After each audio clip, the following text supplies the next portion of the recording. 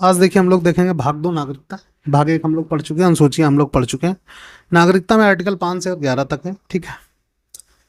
नागरिकता सबसे पहली बात होती क्या है? एक निर्धारित क्षेत्र में रहने वाले लोगों को प्राप्त एक विशेष अधिकार, जिसके प्राप्त होने से अन्य अधिकारों को प्राप्ति होती है, ठीक है।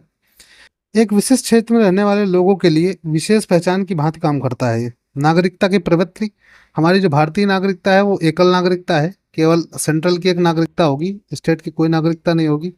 यह प्रावधान ब्रिटेन से लिया गया है। दोहरी नागरिकता, देश की और राज्य की नागरिकता अलग अलग होती है, ठीक है। ये हम लोगों के भारत में नहीं है, लेकिन अन्य देशों में है, जैसे हम इसको कह सकते हैं यूएस, यूनाइटेड स्टेट्स, ठीक है। आर्टिकल 5 कहता है संविधान की शुरुआत से नागरिकता 26 जनवरी 1950, या तो जन्म भारत में हो, या माता पिता भारतीय हो, या 5 वर्ष से भारत में निवास कर रहा हो, या 19 जुलाई 1948 से पहले पाकिस्तान से भारत आया हो, ठीक है। आर्टिकल 6 कहता है पाकिस्तान से भारत आए लोगों की नागरिकता। अब इसमें देखिएगा टेक्निकल पॉइंट है, 19 जुलाई 1948 के बाद जो कोई आया है उसको भारत में प्रवेश के लिए परमिट चाहिए और 6 महीने का पंजीकरण चाहिए, लेकिन उससे पहले जो आया उसकी स्वतः नागरिकता मिल जाएगी, ठीक है। आर्टिकल 7 देखिए, भारत से पाकिस्तान गए परंतु पुनः भारत वापस आए लोगों की नागरिकता आर्टिकल 7 में है। इसमें कंडीशन ये है कि 1 मार्च 1947 के पहले जो आया वो स्वतः भारतीय हो जाएगा, ठीक। जो 1 मार्च 1947 के बाद है उसको परमिट और 6 माह का पंजीकरण चाहिए, ठीक है। आर्टिकल 8 है भारतीय मूल के लोगों की नागरिकता का प्रावधान है, ठीक। आर्टिकल 9 है दूसरे देश की नागरिकता ग्रहण करने पर भारतीय नागरिकता स्वतः समाप्त हो जाएगी। आर्टिकल 10 है नागरिकता का अधिकार, वयस्क होने पर नागरिकता की प्राप्ति, बगैर कारण नागरिकता की समाप्ति नहीं होगी। अगर आपकी नागरिकता की समाप्ति की जाती है तो कोई ना कोई कारण बताया जाएगा, वो ठीक है। 11वां है नागरिकता में संशोधन का अधिकार केवल संसद को है, गृह मंत्रालय के अधीन आता है जो कि नागरिकता, ठीक है। अब देख लो नागरिकता प्राप्ति के तरीके और समाप्ति का आधार।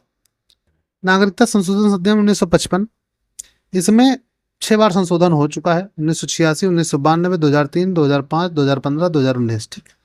प्राप्ति के 5 तरीके, जन्म से, वंश से, पंजीकरण से, देशीकरण से, अर्जित भूभाग से। जन्म से मतलब या तो आप यहाँ पैदा हुए हो, वंश से आपके माता पिता यहाँ से हो, पंजीकरण या आप रजिस्ट्रेशन करके आए हो, देशीकरण या फिर किसी दूसरे देश या राज्य से आप दूसरे देश से भारत में मिला लिया गया तो आप देशीकरण से आप नागरिक बन जाएंगे। अर्जित भूभाग होगा कि जब कोई किसी देश को भारत युद्ध में जीते उसके बाद आपको स्वतः नागरिकता मिल जाएगी। समाप्ति के 3 प्रकार हैं, एक मिनट। समाप्ति के 3 प्रकार हैं, एक स्वतः, एक वंचित, एक रद्द। सबसे बड़ी बात, जब स्वतः आप अगर खुद चाहें, आप अगर 18 साल से ऊपर के हैं तो आप अपनी नागरिकता स्वयं त्याग कर सकते हैं, ठीक। वंचित, अगर आप पागल या दिवालिया हो जाएं, ठीक, पागल या दिवालिया हो जाएं, अगर आप पागल या दिवालिया हो गए तब भी आपकी नागरिकता रद्द कर दी जाएगी। वंचित में अगर कहीं आप किसी दूसरे देश की नागरिकता प्राप्त कर लेते हैं तो यहाँ की नागरिकता से आपको वंचित कर दिया जाएगा, ठीक है। प्राप्ति, जन्म से, जिसका जन्म भारत में हुआ हो। सिटीजनशिप अमेंडमेंट एक्ट 1986 के तहत माता पिता में से कोई एक भारतीय होना चाहिए, ठीक। सिटीजनशिप अमेंडमेंट एक्ट 2003 के तहत माता पिता दोनों भारतीय होने चाहिए, पहले एक था अब दोनों होने चाहिए, ठीक। प्राप्ति, वंश से, जिसका वंश भारतीय हो। 1992 में इसमें कहा गया कि माता के वंश के आधार पर भी नागरिकता मिल सकती है, ठीक। पंजीकरण से, गृह मंत्रालय के अधीन पंजीकरण करके भारत में एक स्थायी समय निवास करने के बाद, जो कि 6, 7 या 11 वर्ष हो सकता है, इसकी स्वीकृति डीएम करेगा।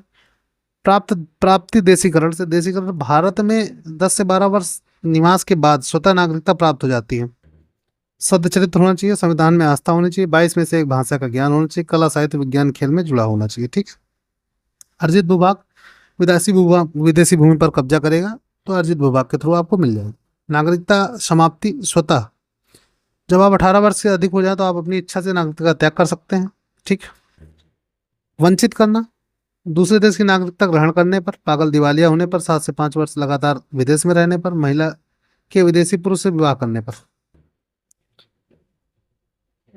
रद्द कैसे होता है? युद्ध में दुश्मन की सहायता, संविधान पर भरोसा उठने की स्थिति में ये रद्द हो जाएगी। अब आगे पढ़िए, एनआरआई, नॉन रेजिडेंशियल इंडियन, इनको प्रवासी भारतीय कहते हैं। भारत के नागरिक होते हैं लेकिन 182 दिन से अलग, 182 दिन से अधिक ही विदेश में रहते हैं, ठीक है। तो इनकी नागरिकता है भारत की होगी, वोट भी दे सकते हैं, जमीन भी खरीद सकते हैं। Overseas Indian, overseas citizen of India, इसको विदेशी भारतीय कहते हैं। इनकी नागरिकता विदेशी होती है, निवास भी विदेश में करते हैं, पहले कभी भारतीय रहे हैं ये लोग। ये वोट नहीं दे सकते, जमीन खरीद सकते लेकिन कॉमर्शियल, ठीक। पर्सन ऑफ इंडियन ओरिजिन, भारतीय मूल के लोगों की बात कही गई है, नागरिकता इनकी विदेशी, निवास ये विदेश में रहते हैं, वंश भारतीय है, ठीक।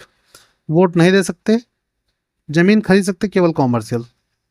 सिटीजनशिप अमेंडमेंट एक्ट 2015 द्वारा इनको आपस में मिला किया, किसको किसको, OIC, विदेशी भारतीय और भारतीय मूल के लोगों को, ठीक है। अब देखिए CA 2019 क्या है, ठीक।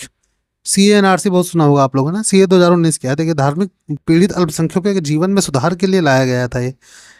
31 दिसंबर 2014 से पहले जो बांग्लादेश, पाकिस्तान या अफगानिस्तान के गैर मुस्लिम थे उनको नागरिकता प्रदान कर दी गई भारत की, कि वो 6 वर्ष हो चुके थे। मुस्लिम के लिए यह लिमिट 11 वर्ष है, ठीक। NRC क्या है, ये एक रजिस्टर है और कुछ नहीं, नेशनल रजिस्टर फॉर सिटीजन्स, ठीक है। अब एक चीज ये देख लीजिए इसमें कि CA 2019 जो आया था उसमें कब लोकसभा में पेश हुआ, कब राज्यसभा में। तो 9 दिसंबर 2019 को लोकसभा, 11 दिसंबर 2019 को राज्यसभा, 12 दिसंबर को प्रेसिडेंट साइन हुए, जनवरी 2020 में लागू हुआ, ठीक। तो ये आपका भाग 2 नागरिकता समाप्त हो गई, ठीक। नागरिकता हम लोग पढ़ चुके हैं। अब ये हम लोग भाग वाइज इसका PDF अपने टेलीग्राम चैनल पर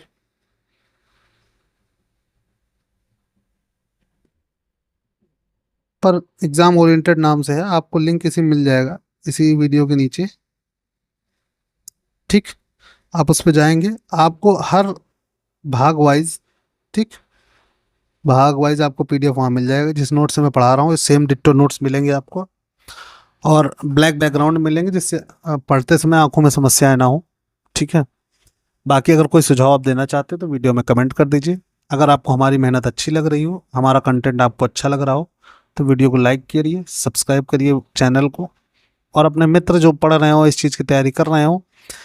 और एक चीज़, ये जो वीडियो है, जो कंटेंट हम दे रहे हैं, ये वनडे एग्ज़ाम, कोई भी एग्ज़ाम आप दे रहे हो, SSC, bank, railway, UP police और स्टेट पुलिस जितनी भी है, उन सब के लिए पर्याप्त है। इससे ज़्यादा पढ़ने की आपको ज़रूरत नहीं है, ठीक है। तो चलते हैं, मिलते हैं अगले वीडियो में, तब तक के लिए बाय बाय, टेक केयर।